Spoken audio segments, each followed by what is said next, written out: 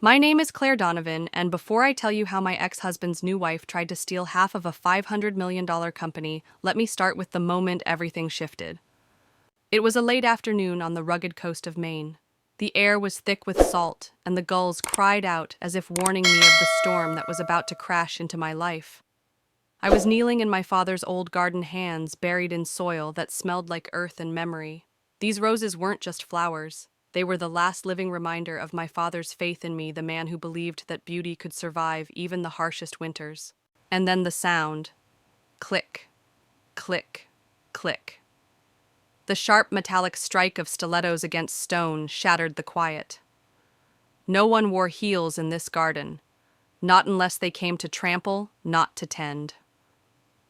My pulse tightened. I didn't need to look up to know who it was. She was there, Isabella. The woman who'd walked into my marriage like a viper, whispering poison into Luke's ears until everything I built collapsed. Now she stood at the edge of the roses my father planted for me, the sun slashing across her face, turning her smirk into something predatory. "You're still playing gardener, Claire." Her voice dripped with that syrupy cruelty sweet enough to sting. I stayed crouched, shears clenched in my fist, the white petals trembling beneath my breath. Every muscle in me wanted to break, but I forced stillness. Because that's what my father always taught me: the world will try to cut you down. The trick is to bloom anyway. But in that moment, all I could feel was rage. I wiped my hands on my apron, stood, and looked her in the eye. "What do you want?" I asked, though I already knew. People like Isabella never show up without a scheme. And that's when she said it, the words that turned my blood to ice. "The will is being read tomorrow. Luke and we deserve our share of your father's company. After all, Harper Enterprises is worth $500 million, and your father trusted Luke like a son." The garden tilted beneath me, the roses swaying, as if even they recoiled from her audacity. She wasn't just here to taunt me. She was here to claim what was mine, to rip the last piece of my father's legacy from my hands. I wish I could say I laughed her off. I wish I could say I turned my back, confident she had no power. But the truth is that one sentence was the spark that ignited everything: the betrayal, the revelations, the plan my father hid in plain sight. And if you think that was the worst of it, stay with me. Because this story isn't just about money. It's about deception, blood, and the kind of justice that doesn't come from courts or contracts, but from the careful hand of a father who knew his enemies better than they knew themselves. This is where it begins. She didn't flinch when I demanded to know her purpose. Instead, Isabella stepped closer, the heels of her stilettos clicking like a metronome of menace. Her shadow fell over the roses, swallowing the last bit of light, and for a moment it felt as though even the garden knew it was under siege. "Let's not play coy," she said, her lips curling. "Luke and I are here for what's ours. Tomorrow, when the will is read, we'll claim our rightful share. Harper Enterprises isn't just your inheritance, it's our future too. Your father practically groomed Luke to take over. It's only fair, don't you think? Fair." That word snapped something inside me. My father spent decades building that empire from nothing, and I had stood by his side through every storm. Luke. He had betrayed me with the same casual cruelty as tossing a cigarette into the wind. And Isabella, her fingerprints were on every ash that fell. I tightened my grip on the shears, still warm from pruning. "You mean the same Luke who broke his vows in my own house?" I asked, my voice sharp enough to slice through her feigned charm. "The one who crawled into your arms while my father was dying." Her smile didn't waver. She tilted her head as though my fury was amusing, like a child throwing a tantrum. "Oh, Claire," she purred, "that's ancient history. Your father forgave him. They shared lunches at the yacht club every week until the end. Clearly he didn't hold a grudge." The words sliced me deeper than I wanted to admit. My father was gone only weeks, his chair at the dinner table still empty, his pipe smoke lingering in the corners of the library. And here she was, standing in the heart of his sanctuary, spitting venom and rewriting his story. "You're lying," I said, stepping closer, my boots grinding into the soil. "He would never have left Luke a single cent. He wasn't blind." Her smile flickered then, just for an instant, like a candle fighting the wind. But she recovered quickly, her voice dripping poison again. "We'll see, won't we? After all, your brother seems to think otherwise." The mention of Caleb felt like a blade twisting in my gut. My brother, my blood, who had barely spoken to me since the funeral, who had sat shoulder to shoulder with Luke, as though family meant nothing.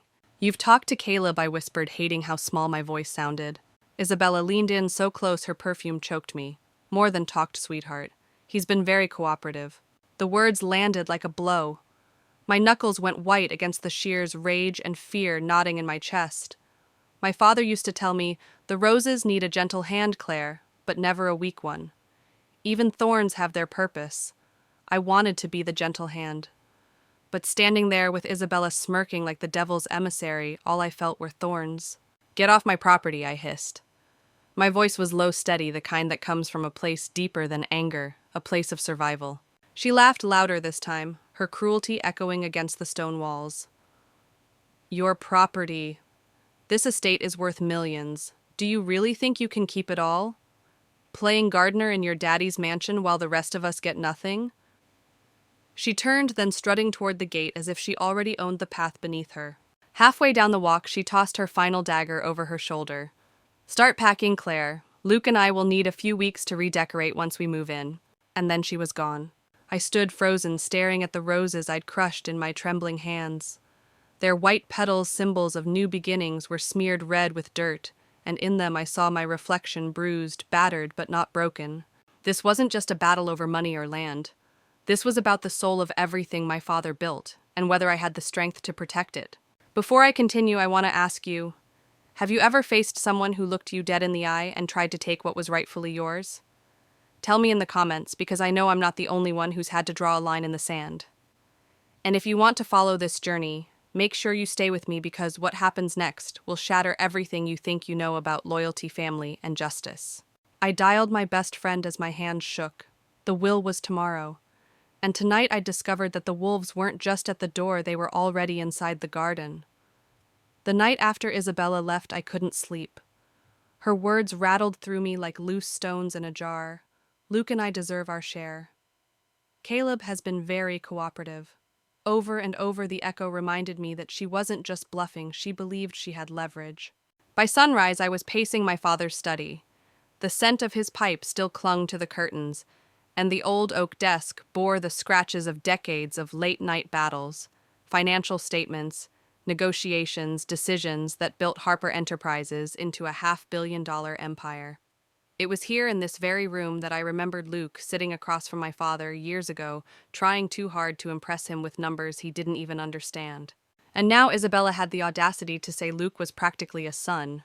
I gritted my teeth. The memory of that betrayal burned like salt on an open wound. Luke had been more than my husband, he'd been my partner, the man I thought would fight beside me for everything we dreamed of. Until I found him in the arms of another woman, until he walked away without even glancing back, leaving me to grieve both a crumbling marriage and a dying father. Now he had returned, emboldened by a woman with painted nails and a tongue sharp enough to cut glass. They thought they could rewrite history, twist my father's kindness into a weapon, and use Caleb as their pawn. But not this time.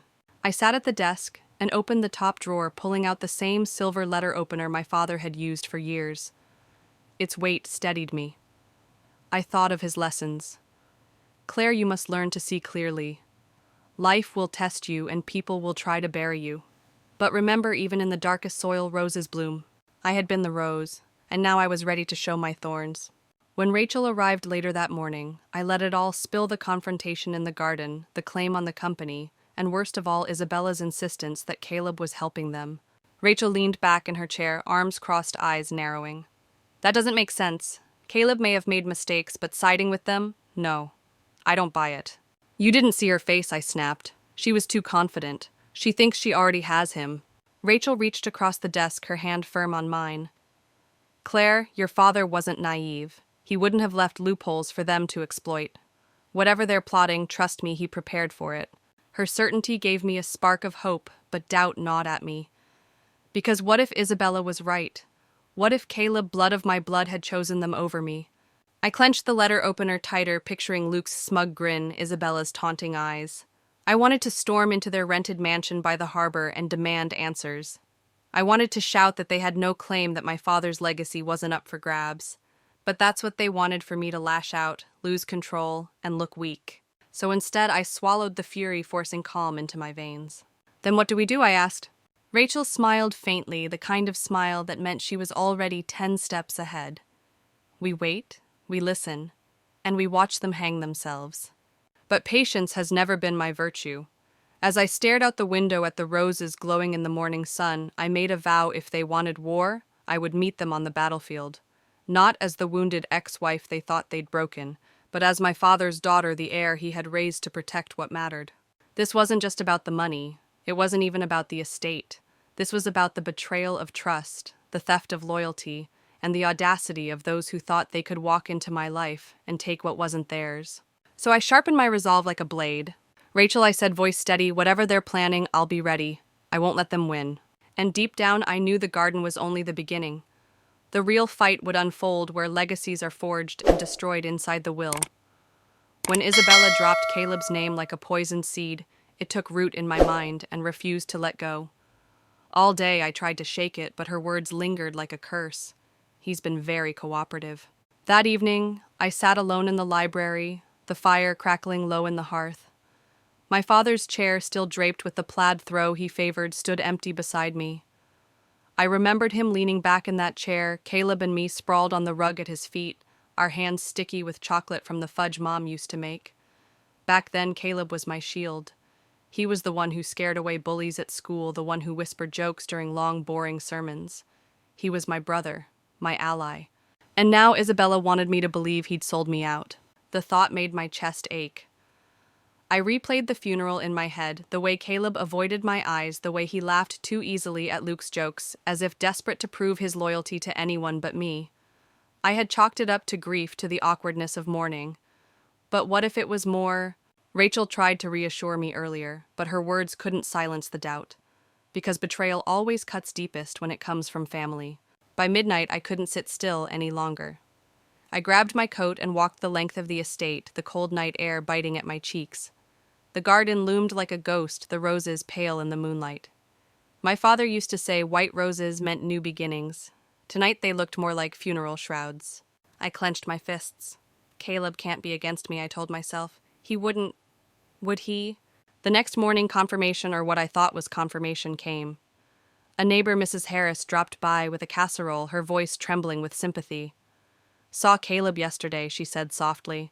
Down at the harbor with Luke and that woman. Looked awfully chummy. The words hit me like a blow. I managed a polite smile, thanked her for the food, but inside I was crumbling. I imagined them together. Caleb laughing with Luke, Isabella's hand brushing his arm, their conspiratorial whispers floating over the water. My stomach turned. By afternoon, I found myself back in the study, pacing like a caged animal. Rage boiled beneath my ribs, battling the grief that had never quite healed. The two people I should have been able to count on, my husband and my brother, had both chosen her. Isabella. The viper who slithered into our lives and coiled herself around everything my father built. I slammed my fist against the desk. How could you, Caleb? I muttered into the empty room. After everything, the truth was, I wanted to believe Rachel. I wanted to believe that my father had anticipated all of this, that Caleb wasn't the traitor Isabella painted him to be. But doubt is a cunning thief. It steals your trust one memory at a time until all that's left is suspicion. And suspicion is poison. That night I dreamed of my father. In the dream he was pruning the roses, his hands gentle yet firm. The thorns are part of the bloom, Claire, he said without looking at me.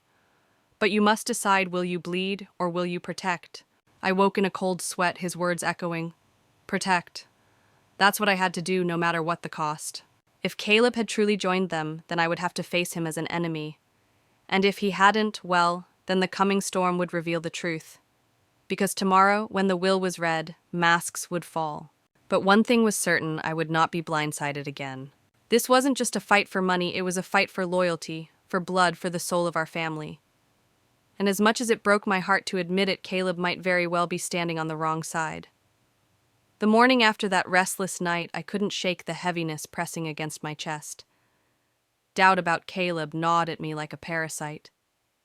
Every memory of him from childhood, the laughs, the secrets shared under the covers with a flashlight, now felt tainted by Isabella's smug little smirk.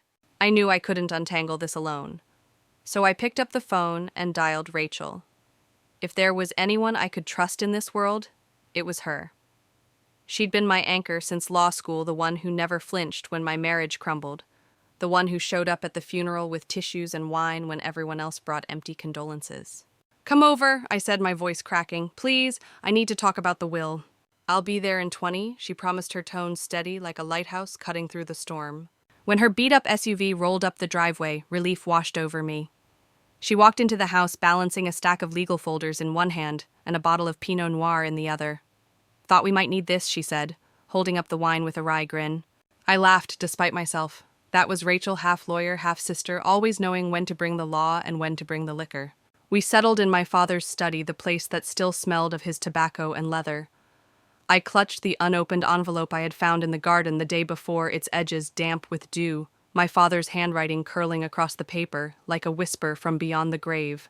"You haven't opened it yet?" Rachel asked, setting her folders down with a heavy thud that seemed to shake the desk. "I wanted to wait for you," I admitted. My fingers traced the loops of his script. After what Isabella said about Caleb, I couldn't face it alone. Rachel poured 2 glasses of wine, the deep red glinting in the lamplight. She handed one to me, her eyes warm but sharp, always reading more than I said aloud. "Claire, your dad was particular about timing. He always said, some truths should only be revealed when the moment's right. Maybe that's now." I nodded, the weight of the envelope pressing down on me like a stone. My father had always been deliberate, a man who thought 3 moves ahead like a chess player arranging pawns and knights for an inevitable checkmate. If he left this letter, it wasn't by accident. My hands trembled as I slid a finger beneath the flap. Inside, I found a single sheet of paper and a small brass key.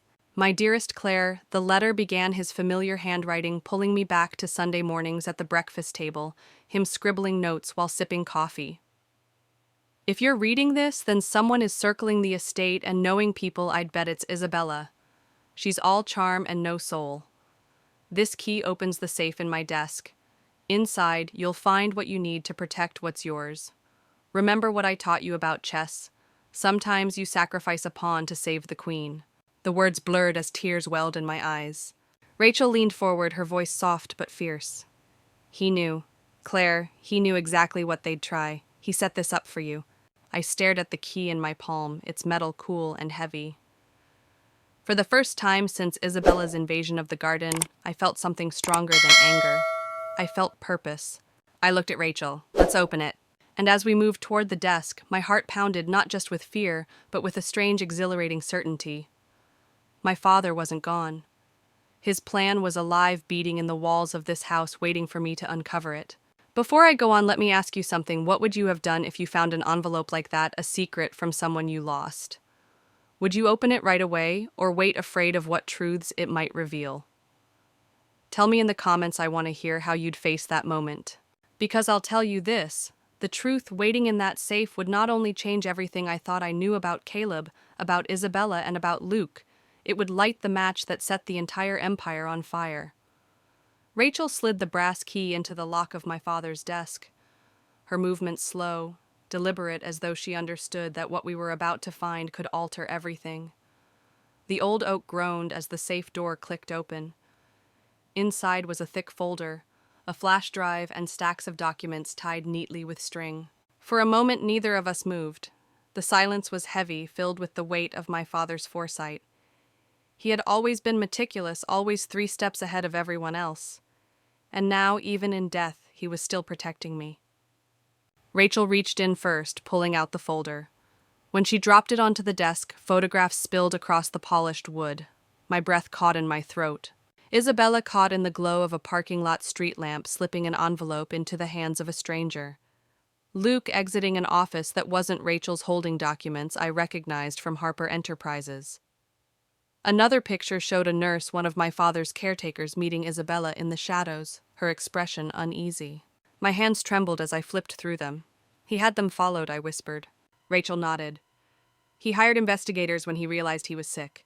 He wanted to know who was circling the family, who might try to tear everything apart." I picked up another photo, this one, of Caleb. He sat at a cafe table with Isabella, a check in his hand.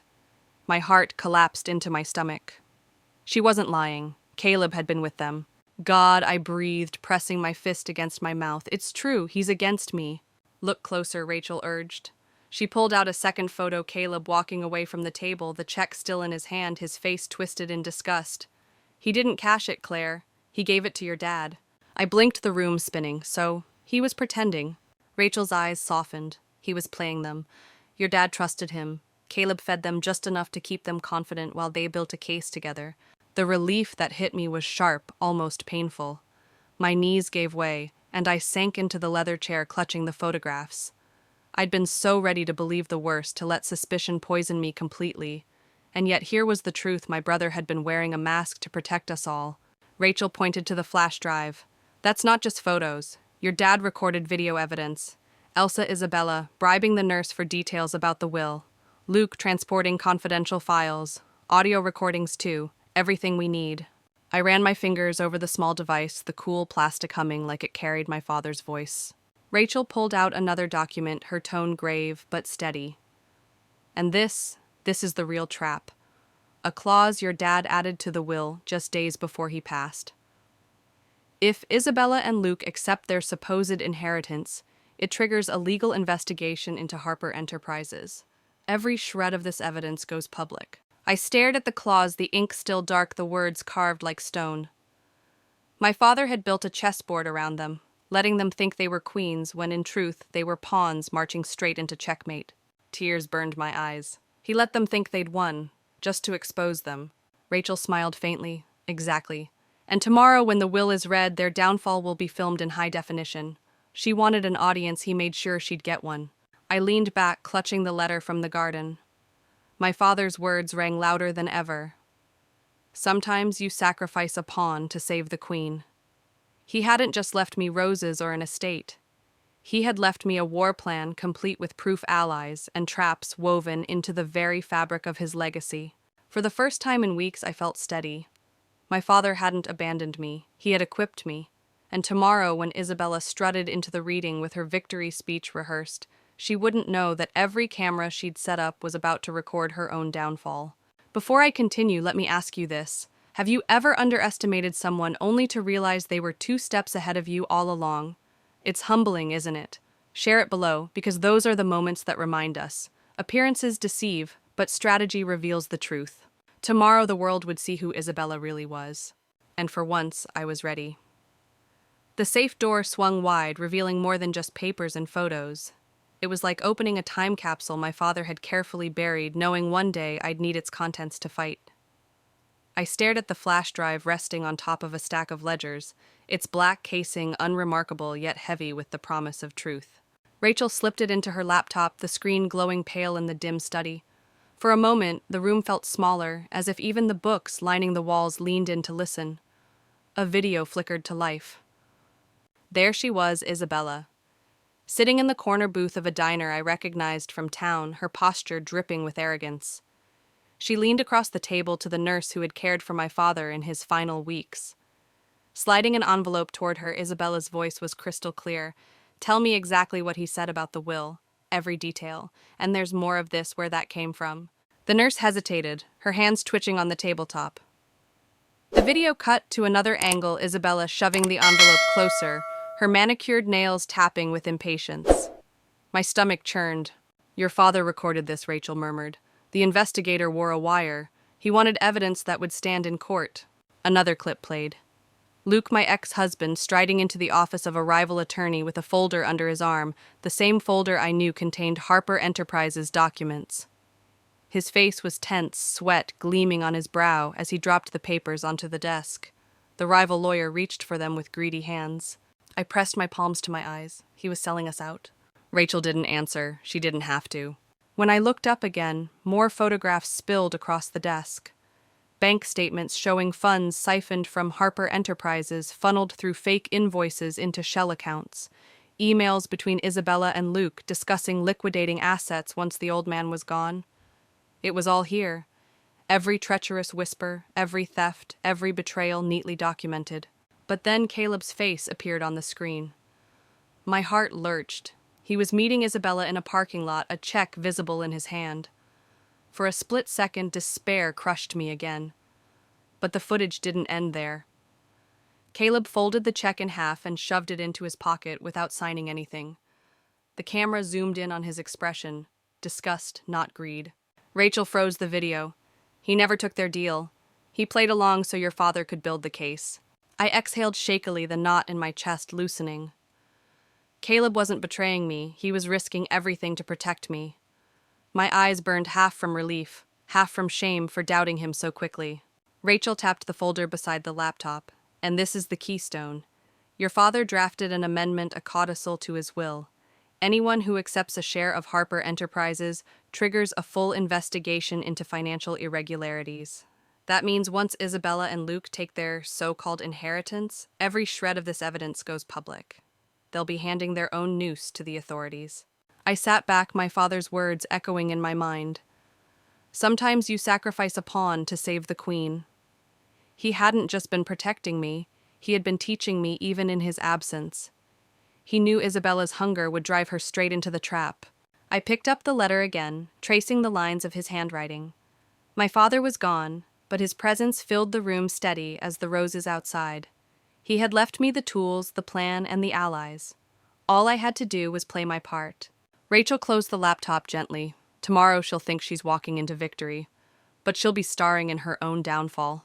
The irony nearly made me laugh. Isabella had hired a film crew to capture her triumph. Instead, those cameras would immortalize her destruction.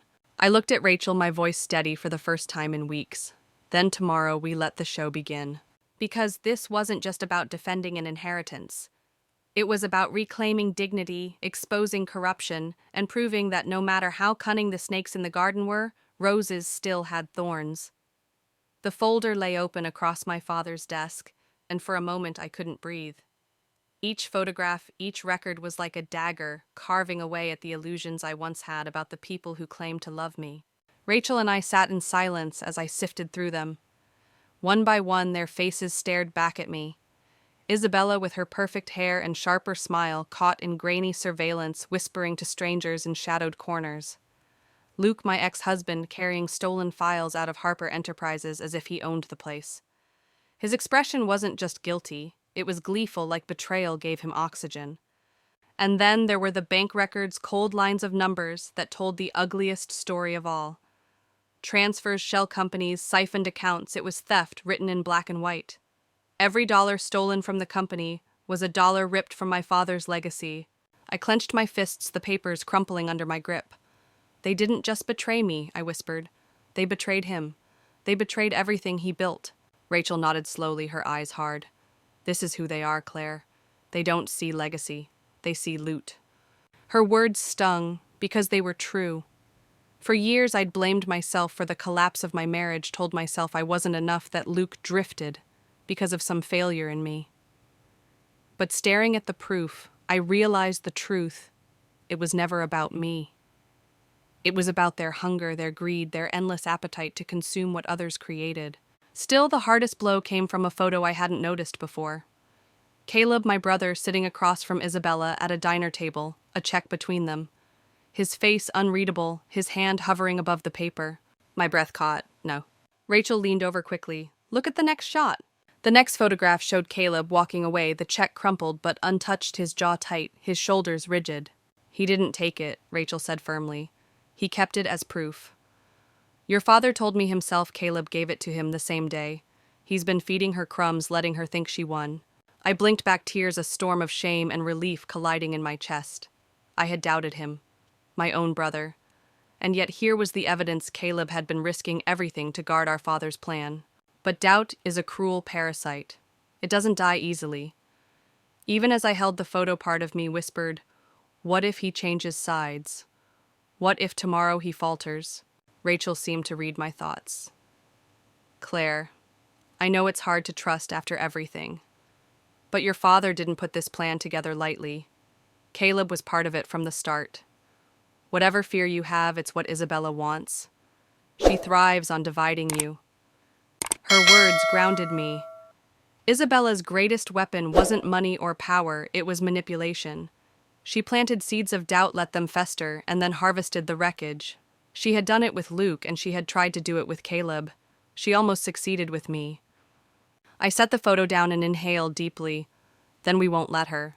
Rachel smiled faintly, though her eyes glinted with steel. That's the spirit. Tomorrow, when the will is read, they'll walk right into the trap, and with Caleb's help, we'll be ready to close it. For the first time, I let myself imagine the moment, Isabella in her black dress, Luke at her side, cameras flashing as they celebrated what they thought was victory. And then, the reversal. The evidence unveiled the claws, read aloud, their empire of lies crumbling in front of the very audience they had invited. The thought didn't just comfort me, it thrilled me. I looked at the roses outside their petals glowing white in the moonlight. For so long I had seen them as symbols of grief, reminders of a father I could no longer touch. But tonight, they looked different, fiercer, as if even they understood justice was coming, and justice wasn't going to be quiet. The fire in the study had burned down to embers when the door creaked open. I turned sharply, half expecting to see Isabella strutting in uninvited again. Instead, it was Caleb. He looked nothing like the polished lawyer I remembered from our childhood. His tie hung crooked, his suit was wrinkled, and deep shadows carved hollows beneath his eyes. In his hands he clutched a leather folder like it was both weapon and shield. "Claire," he said softly, stopping just inside the doorway, his voice cracked with exhaustion, with guilt, maybe even with hope. "We need to talk." I didn't answer right away. I couldn't. My gaze dropped to the photos and documents strewn across Father's desk, the proof of Isabella and Luke's corruption, the evidence that had nearly convinced me Caleb was one of them. "You've been busy," he murmured, eyes flicking over the damning papers. "So, you found Dad's plan." Rachel stayed silent, perched on the edge of the desk, watching him like a hawk. She didn't trust easily, and tonight neither did I. "Why didn't you tell me?" The words came out sharper than I intended, my throat raw from days of suspicion. "You let me think you were siding with them. After Luke, after everything, I thought you were supposed to be my brother." Caleb winced, rubbing his hand across the back of his neck. "I messed up, Claire. I won't sugarcoat it. During your divorce, I took Luke's side because I thought he was family too. I thought keeping peace meant picking his version of loyalty. But I was wrong." His eyes met mine, dark with regret, and I've been trying to fix it ever since. He opened the leather folder and slid a check across the desk. My stomach twisted as I recognized Isabella's elegant scrawl. $500,000. "She offered me this," he said quietly. "Told me all I had to do was lie, say Dad wasn't in his right mind when he wrote the will. I gave it to him instead." I stared at the check, my pulse pounding in my ears. "You could have cashed it." Caleb shook his head. "I didn't. You should have seen Dad's face when I handed it over. He wasn't angry, he was disappointed that I had let it get that far. But then he told me everything. About the clause. About Isabella's schemes. About how he was going to turn her own greed against her. He asked me to play along, to feed her enough to keep her confident." He pulled out his phone and tapped a file. A recording began to play, Isabella's voice cold and sharp. "Once the estate's ours, we'll liquidate the business. Claire can go back to her little flower shop. She doesn't deserve any of this." My nails dug into my palms until I thought they might draw blood. Caleb's voice cut through my rage. "That was months ago. Here's another." Luke's voice joined hers. "We'll make it quick. She won't see it coming." I slammed my hand down on the desk. "Stop it. I've heard enough." My chest heaved, fury and betrayal colliding in my veins. Caleb powered down the phone, sliding it back into his pocket. "I needed you to know how deep this goes. She planned it from the start. She targeted Luke because he was weak. She manipulated him into becoming her weapon against you, against Dad, against Harper Enterprises." The realization hit like a gut punch. For years I had blamed myself for not being enough, for not being the wife Luke needed, for not being the daughter who could save her father. But it wasn't me. It had never been me. It was her, Isabella, Lillian Crane, the viper who had slithered from one family to another, sinking her teeth into anyone foolish enough to trust her. Rachel leaned forward, her voice calm but resolute. "This is what your father knew. This is why he built the case. Tomorrow when she walks into that will reading, she'll think it's her coronation. But really, it's her funeral march." I locked eyes with Caleb. For the first time in years, I saw not the boy who had disappointed me, but the man who had chosen to risk everything for our father's legacy. Still the question lingered like a storm cloud. Would he hold the line when the moment came, Or would Isabella's poison find its way back into his veins? Before I move on, let me leave you with this thought. Sometimes the people we doubt the most are the ones fighting battles we can't see. Have you ever misjudged someone close to you, only to realize later they were on your side all along?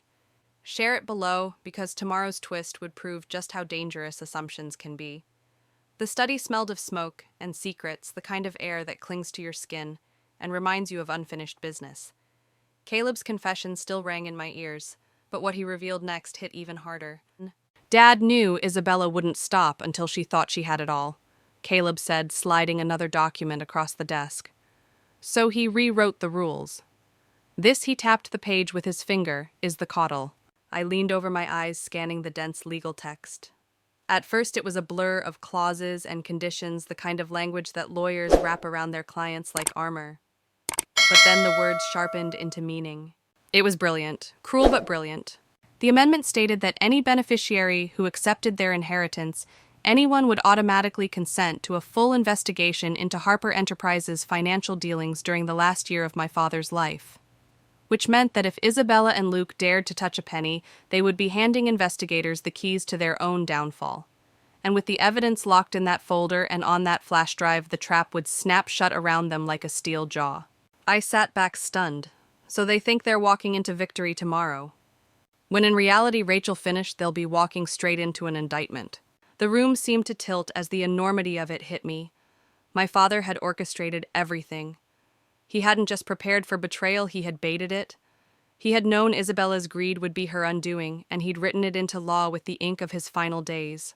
For a moment, grief and pride tangled inside me. I wanted to cry for the man I'd lost, and yet I wanted to laugh at his cunning. Even sick, even dying, he had been playing chess while everyone else stumbled through checkers. Caleb rubbed his temples. That's why he told me to let her think she was winning. He needed her confident, reckless. Every move she made was another piece of evidence to pile on. Every smile she flashed was just another mask ready to slip. Rachel leaned forward, her eyes locked on mine. Claire, tomorrow you can't waver. She'll come dressed for Triumph cameras in tow. Her voice rehearsed to play the grieving widow. She'll bait you, taunt you, maybe even try to provoke you into looking unstable. Don't give her that satisfaction. All you have to do is stand firm. The law, the evidence, your father's plan, they'll do the work for you. I gripped the edge of the desk, my nails biting into the wood. For the first time since my father's funeral, I felt something close to steady. All the nights of doubt, all the mornings waking with my stomach twisted into knots, all the venom Isabella had spewed into my life, none of it mattered now. Tomorrow would strip her bare, but a question gnawed at me, and what if she refuses?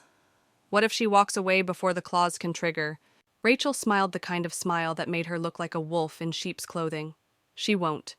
Greed doesn't let go. She's too arrogant to back down in front of an audience. She hired cameras, remember, she'll want her performance. And that pride will seal her fate. I thought of Isabella's smirk in the garden, her heels stabbing the stones, her voice dripping with contempt. She wanted to stand in my father's house and declare herself queen. Fine, let her. Tomorrow she would crown herself with chains. I reached for the brass key still resting on the desk, rolling it between my fingers. It felt like more than metal. It felt like inheritance, not of money or land, but of strategy, of resilience, of the understanding that sometimes the strongest blow isn't struck in anger, but in patience. Then tomorrow, I said, my voice steady, we let her take the bait. Rachel and Caleb exchanged a look, a silent agreement sparking between them. For once, I didn't feel alone. And outside the window, the roses swayed in the night breeze, their thorns gleaming in the moonlight, as if to remind me beauty protects itself with sharpness. Before I end this part, let me ask you something. Have you ever seen someone so blinded by greed that they walked straight into their own trap? Tell me about it in the comments, because tomorrow Isabella would prove to the world that greed isn't just a flaw, it's a leash, and my father held the other end. The night before the will reading felt like the longest night of my life. The estate was quiet, but the silence didn't soothe me. It pressed against my ears like a weight, amplifying every creak of the floorboards, every tick of the grandfather clock in the hallway. Tomorrow everything would be decided. Caleb stayed behind after Rachel left the folder of evidence still spread across the desk. He looked older somehow, worn down, as if the months of playing double agent had carved lines into his face that hadn't been there before. You should get some rest, I told him, though my own voice betrayed the exhaustion eating at me. He shook his head. Not yet. There's more you need to hear. I frowned. More. He reached into his jacket and pulled out a small recorder, setting it gently on the desk like it was a live grenade. Dad didn't just collect evidence through investigators. He asked me to record them too. He wanted to hear how far Isabella would go. He pressed play. The room filled with her voice, smooth and venomous all at once. Once the estate is ours, we'll sell the house, liquidate the business. Claire can rot in her little flower shop. She was never strong enough to carry his legacy. I clenched my fists, nails digging so deep into my palms I thought I might bleed. The malice in her tone wasn't just greed, it was hatred, personal and poisonous. Caleb fast-forwarded. Luke's voice chimed in low and conspiratorial. We'll make it quick. She won't see it coming. I slammed my hand against the desk. Turn it off. My chest heaved, my throat burning with rage. Caleb clicked the recorder off, his expression tight. I didn't want to play it, but you needed to know. They've been plotting this for months. She's not here for scraps, she's here to erase you. I sank into my father's chair, the leather cold against my skin. And you went along with it. You sat with them. You laughed with them. Do you know what that did to me, to think my own brother would stand against me? He winced. I know. And I'm sorry. At first I didn't know where my loyalty was. I'll admit that.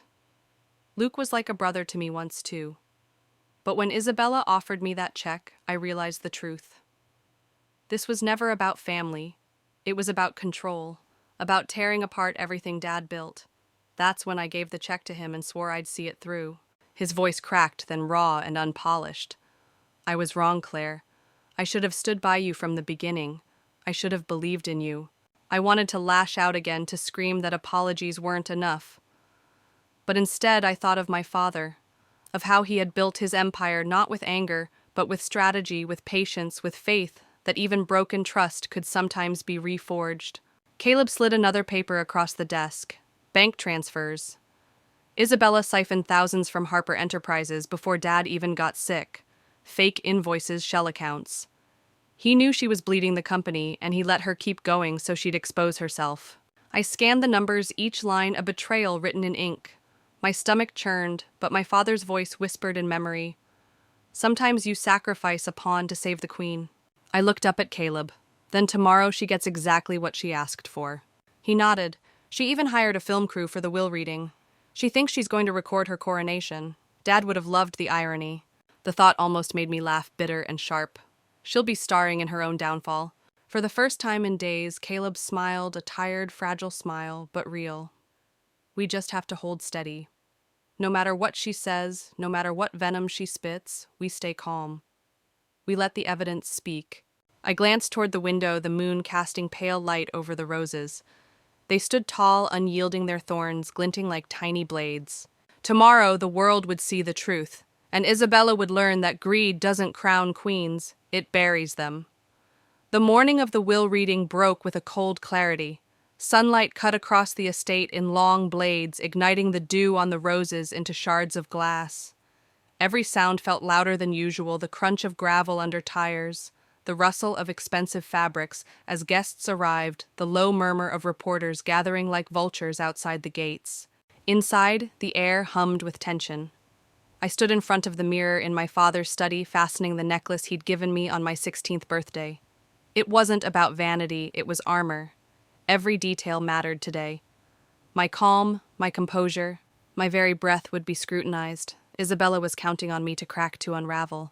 Caleb entered quietly, dressed in a dark suit that fit him like resolve. His eyes met mine in the mirror. They're here.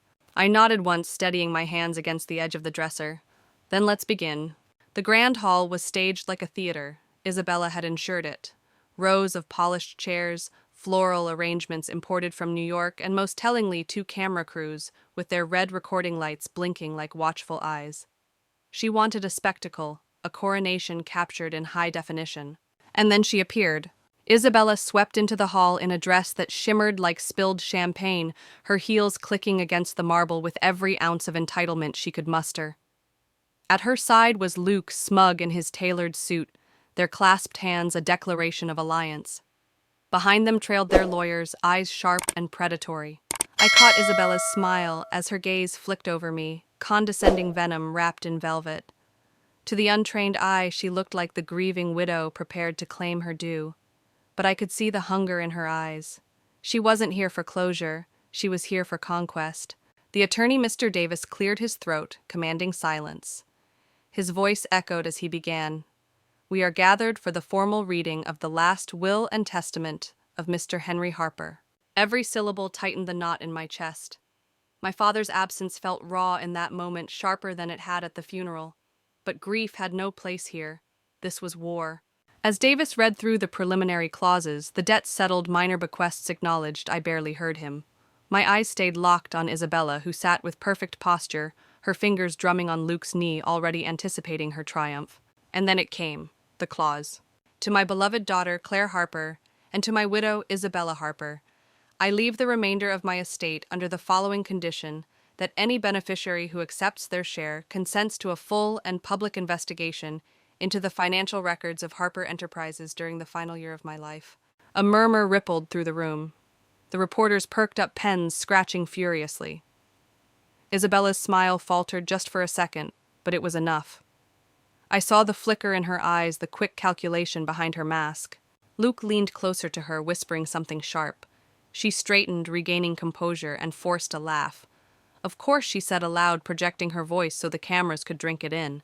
We have nothing to hide. Caleb's jaw tightened beside me, but he stayed silent. We all knew what was about to unfold. The cameras zoomed in, capturing every angle of Isabella's supposed grace. But beneath the surface, the trap had been sprung. By accepting, she had bound herself to exposure, her greed, leading her straight into my father's snare. Rachel caught my eye from the back of the hall. She gave the faintest nod as if to say, "Hold steady, it's working." And I did. I sat tall, calm, the necklace cool against my skin, my father's silent reminder that strength isn't loud, it's unshakable. This was only the beginning. The cameras thought they were filming Isabella's victory, but they were about to witness her unraveling. Before I continue, let me whisper something to you. Stories like this remind us how quickly appearances crumble. Have you ever seen someone's pride push them over the edge, just when they thought they had already won? Think about it, and share below. The applause Isabella expected never came. The room was silent, the kind of silence that prickles at your skin and makes you hyper-aware of every breath. Her forced smile stayed plastered on, but her knuckles tightened around Luke's hand. She thought she was playing queen, but I could see the cracks already forming. Mr. Davis continued, his voice deliberate. Per Mr. Harper's explicit instructions, the investigation will be conducted in full transparency, with findings released to the board of Harper Enterprises and to the public record.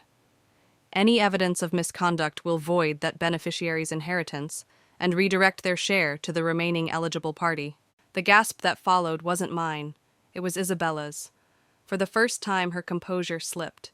Cameras swiveled toward her, catching the tremor in her lips, the dart of her eyes toward Luke. Caleb leaned toward me, whispering low enough only I could hear. This is it. She's trapped. But Isabella, never one to admit defeat, straightened and forced out a laugh. Henry always did love his little games. Fine. Let them look. They'll find nothing but devotion. Her words dripped with false sweetness, but I saw the fear ripple through her posture. The audience smelled it too. A ripple of murmurs passed through the guests, and I caught Rachel's smirk in the back corner. Then Davis placed a sealed envelope on the table. Per Mr. Harper's request, I hold preliminary evidence already gathered prior to his passing. It will serve as the foundation for this investigation. The envelope might as well have been a bomb. The cameras zoomed in, eager to catch every reveal. Isabella's throat bobbed as she swallowed hard, her hand tightening on Luke's arm, until his smile faltered. Davis opened the envelope slowly, deliberately feeding the tension. Out came documents, bank records, invoices, signatures. These, he said, detail unauthorized transfers made from Harper Enterprises accounts into private holdings. The amounts total in the hundreds of thousands. Gasps erupted. Flashbulbs exploded as reporters jotted furiously. I stayed still steady, though my heart thundered in my chest. Isabella's voice rose sharp, cutting through the murmurs. Fabrications, Henry must have been manipulated. Or perhaps Claire has orchestrated this slander to steal what is mine. Her words echoed through the hall, desperate and shrill. Luke tried to steady her, but the damage was done. The cameras had captured the shift from poise to panic. Caleb stepped forward, his voice calm but clear. The records are authenticated. I personally delivered them to Henry before his death. And if you're so confident, Isabella, then you should welcome the investigation. After all, as you said, there's nothing to hide. The hall erupted again, half in disbelief, half in fascination. Reporters whispered hungrily, already crafting headlines. Isabella's face flushed crimson, her lips trembling with a retort that never came. I looked at her, really looked, and realized something profound. This wasn't about greed alone. It was about erasure. She had wanted not just my father's estate, but my identity, my place in the family he built. And now, with the whole world watching, she was unraveling. I leaned forward, my voice soft, but cutting, perfectly pitched for the cameras. You wanted his empire, Isabella. But you forgot one thing: he built it on truth. And truth doesn't break as easily as you thought. The words landed like a strike. The cameras swung back to me, capturing the steadiness in my tone, the steel in my gaze. Luke tugged Isabella to sit, whispering frantically in her ear, but it was too late. The tide had turned. The coronation she staged was becoming a public execution. And deep down, I felt my father's presence. His plan was unfolding step by step, exactly as he intended. But here's the thing: this wasn't the final blow. The real twist was still waiting, hidden in the pages, yet to be read. And when it came, it wouldn't just expose her lies. It would end her reign forever. Stay with me. The next revelation will turn everything upside down. The hall was electric, every breath charged like a storm about to break. Isabella sat rigid, her nails digging crescents into Luke's hand, while the lawyers shuffled uneasily beside her. The reporters were nearly salivating their pens, scratching across notebooks, cameras clicking nonstop. Mr. Davis cleared his throat again, but this time his voice carried an edge. There is more. Every head turned, every body leaned forward. He unfolded another set of papers from the envelope, thicker, heavier. These records not only show misappropriated funds, but also point to the deliberate funneling of company assets into shell accounts overseas. And the signatures authorizing these transactions. He held up a page. Belonged to Isabella Harper. A collective gasp tore through the room. Some guests even stood up, craning their necks for a closer look. The camera crews surged forward, the red lights blinking hotter than ever. Isabella's mask cracked entirely now. Her jaw clenched, her eyes wide with a predator cornered. That's impossible, she barked, her voice rising an octave. Forgery lies. But her protest only deepened the spectacle. Luke leaned in, whispering furiously, his own expression betraying unease. He'd expected easy spoils, not a battlefield with live explosives. Rachel, standing against the wall, let out a short laugh that carried farther than she intended. Heads turned toward her, and suddenly Isabella's glare swung like a blade. You, Isabella spat. This is your doing, you and Claire weaving conspiracies to strip me of what is rightfully mine. Rachel didn't flinch. She met Isabella's eyes and said evenly, No, Isabella, this is Henry's doing. He left you enough rope, you decided to hang yourself. The room fell silent again, except for the clicking of cameras. Those words would hit headlines by morning. I sat still, but inside my pulse pounded like a drum. The plan was unfolding perfectly, but it was more brutal than I imagined. Watching Isabella's empire crumble live in front of people she thought she'd commanded stirred something sharp in me, not pity, but a strange clarity. This wasn't just about inheritance. It was about truth dragging shadows into daylight, about a woman who had underestimated the very people she tried to erase. Davis laid down the final blow with cold precision. The investigation will confirm these findings, but per the conditions of the will, preliminary evidence already places Isabella's claim in jeopardy. Should she be found guilty of financial misconduct, her inheritance will be voided effective immediately. The assets will then default to the next eligible beneficiary, Claire Harper. The name rang through the hall like a verdict. The cameras spun toward me, lenses magnifying my face, searching for cracks. But I gave them none. I sat tall, composed, every breath steady. Isabella shot to her feet, her chair clattering backward. You think you've won, she hissed, her voice cutting like glass. This isn't over.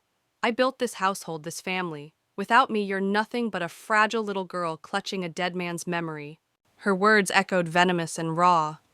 But instead of sympathy, a murmur of disgust rippled through the guests.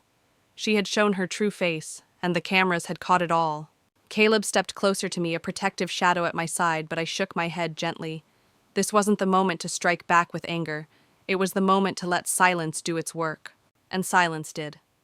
Every second Isabella stood trembling, every flicker of her fury broadcasted to the world, only tightened the noose she'd slipped around her own neck. Finally, she collapsed back into her chair, her chest heaving.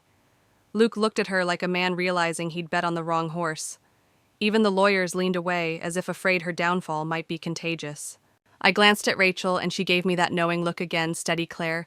The real twist is still coming, because the will had one more revelation. One that would not just ruin Isabella, it would rewrite everything I thought I knew about my father's legacy, and that I knew would change the game forever. When Davis set aside the incriminating documents, the room thought it had witnessed the climax. But my father had never been a man of half measures. He believed in endings that left no doubt. Ladies and gentlemen, Davis continued, his voice cutting through the tension like steel on glass. There remains one final stipulation in Henry Harper's will. It concerns not only the division of assets, but the very foundation of Harper Enterprises. The air thickened again. Guests who had started to shift in their seats froze. The reporters adjusted their cameras, hungry for the next revelation. Even Isabella, pale and trembling, forced her chin upward, clinging to some last shred of defiance. Davis opened a leather-bound folder and revealed a single page sealed with my father's signature and the company crest. Henry Harper authorized that upon his passing, the rightful heir to Harper Enterprises is not determined solely by blood nor by ceremony, but by merit proven in service. Whispers erupted. Merit service. No one had expected this. Davis pressed on. Mr. Harper entrusted a sealed letter to be opened today.